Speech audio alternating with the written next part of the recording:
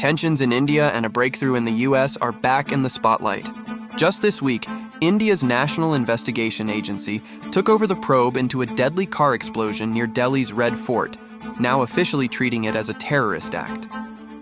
Meanwhile, in the United States, the president has signed a bill to end the longest federal government shutdown in the nation's history after 43 days of political deadlock. Why does this matter?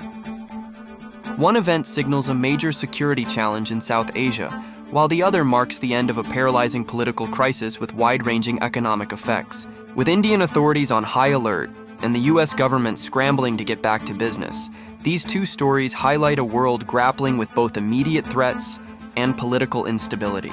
In Southeast Asia, Thailand has just suspended its ceasefire and landmine clearance deal with Cambodia after deadly border clashes erupted, forcing hundreds of Cambodians to evacuate from the disputed zone. Meanwhile, in Africa, the UN is sounding the alarm. Its migration agency warns that humanitarian operations in Sudan's Darfur region are on the verge of total collapse due to escalating violence and mass displacement. Why does this matter?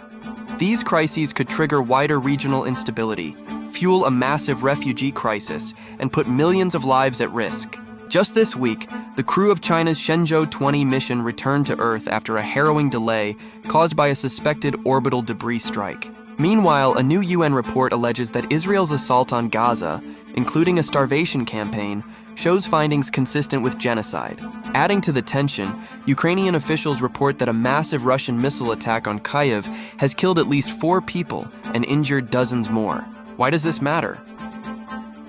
From space hazards to geopolitical conflicts and humanitarian crises, these events have far-reaching implications for global stability and international law.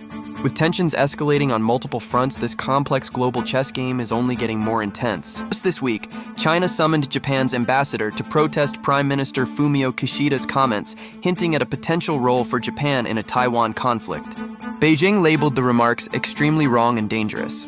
Meanwhile, the United States has given a green light to South Korea's plan to build nuclear-powered submarines.